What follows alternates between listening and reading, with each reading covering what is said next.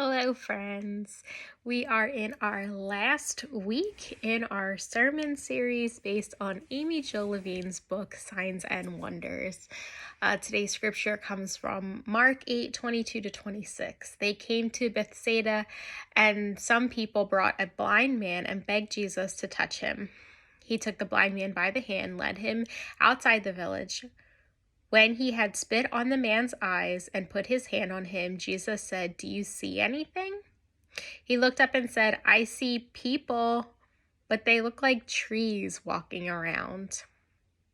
Once more, Jesus put his hands on the man's eyes. Then his eyes were opened, his sight was restored, and he saw everything clearly.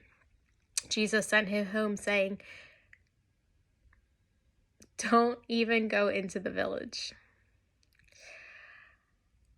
I don't know about you, but when I hear the Gospels, there are a number of stories that come to mind, some that just stand out more than others, either because they're so miraculous or inspiring or surprising or maybe even strange, right? I think today could fall in the strange category. So Jesus is trying to heal a blind man, and at first he puts saliva over his eyes and then asks him if he can see. And the guy's like, "Sort of, but the people look like trees," which makes me think that he lost his vision if he knows what people and trees are supposed to look like. And then Jesus tries again, and the man can see, right? So we just heard this story about a woman who touched Jesus's clothes and was healed immediately. But Jesus really needs to put his all into this guy to heal him, right? And it gives us that message. We can look, but that doesn't mean we can see. We can hear, but that doesn't mean we can understand, right? This is kind of a metaphor. The disciples are seeing Jesus performing miracle after miracle and still ask, "Who is this guy?" Right? When people ask Jesus who he is, he doesn't give them the answer. He helps them to see. And he turns the question back to them. "Who do you say that I am?" And it's like the saliva, right? Jesus performs a miracle, and now the man can see something, but it isn't clear. And that's what it's like for so many who are seeing Jesus perform these miracles. They see something amazing in Jesus, but they aren't quite sure what they're seeing.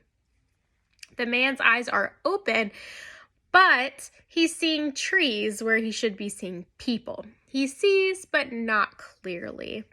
So he's on his way to seeing, right? So Jesus tries again, and then the man can see clearly. So right before this story in Mark, Jesus feeds the 5,000 and then the 4,000. And Jesus and the disciples are having this back and forth about what occurred. The disciples are focused on the feeding, the catering, as it were, and they've lost sight of the whole picture. So Levine in her book talks about how we all have blind spots, including the disciples. She writes, "Mark will thus interrogate the reader's blind spots.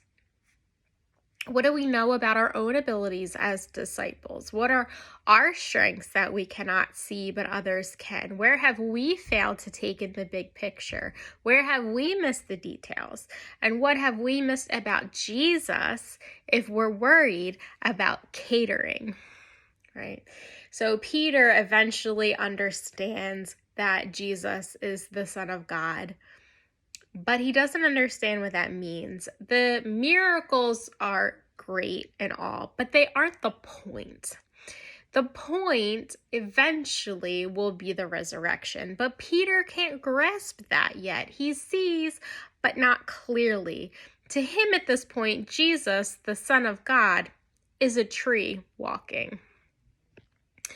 When have we had moments where we aren't seeing clearly? That we couldn't quite make out what's going on. We could see something, but maybe not the full picture. We see this also in a reading from a couple of weeks back with Martha. Martha said to Jesus, "Lord, if you had been there, my brother would not have died.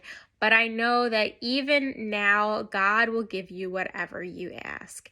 And Jesus said to her, "Your brother will rise again." And Martha answered, "I know he will rise again in the resurrection at the last day." And Jesus said to her, "I am the resurrection and the life. The one who believes in me will live even though they die, and whoever lives by believing in me will never die. Do you believe this?" And she said, "Yes, Lord, I believe that you're the Messiah, the Son of God, who has come into the world." So I read that as she's realizing this in the moment. The Israelites believe that there is a resurrection on the last day. Everyone will rise together. But that is not what Jesus is talking about here. We know that 2,000 years later, right? But she didn't know that. She was seeing something special in him, right? She saw enough to know that Jesus was someone who was different, someone who could have helped her brother if only he had gotten there on time. But she did not see clearly until this conversation, and then her eyes were opened. She realizes in this conversation that he is the Messiah, the one they had been waiting for, the one who could not only just raise her brother, but everyone. Now she is seeing clearly. She's one of the first to see it and understand it. In our world, there's a lot of hearing without listening, a lot of listening without understanding. We are busy, we are rushing, we are distracted, we are biased, we are stubborn, we are stuck in our ways, we are apathetic, we are confused, we are stressed, we are hurting and depressed, we're fearful, we're overwhelmed. All of this can be a perfect recipe for hearing without listening, listening without understanding, right? Looking but not seeing. We may ask Jesus to come and open our eyes, but with all the gunk in our eyes, it may take Jesus a few times to clear it out, right? Just like the man in our story today. We ask for a message, we ask and we ask, but if we aren't truly open to receiving it, we won't. We need to listen, truly listen, to set time aside to listen. And we can't listen if we're not taking the time to hear, right? And then sometimes we get a message and we don't understand the message. Like something happens and we're like, what is this supposed to mean, God?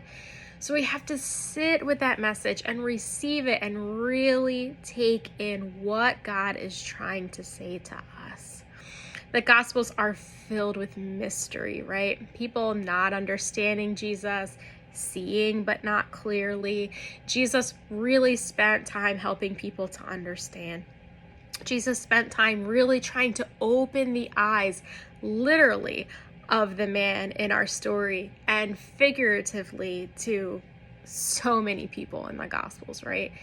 If there's something in your life right now that you're trying to understand more clearly, listen. Take time to listen. Are there things that you can do to better understand, like read scripture or other books, hear stories from people, pray? And when you're praying, not just talk, but listen, right? Take time for silent prayer and meditation. So usually on Communion Sundays, we take time to have quiet reflection, and this is not a Communion Sunday, but I invite you right now to invite God to open your eyes. And ironically, I'll invite you to close your eyes to do this. But right now, just think about something that you'd like to see more clearly, something that you want to understand better. And I want you to ask God to open your heart and your mind to it now. So this video is going to end, but I invite you to, when this video is over, to just sit in contemplative silence and just invite God to open your eyes and to really, truly listen to the messages that come. So I hope you all have a great week and an insightful meditative prayer time right now. Many blessings, friends.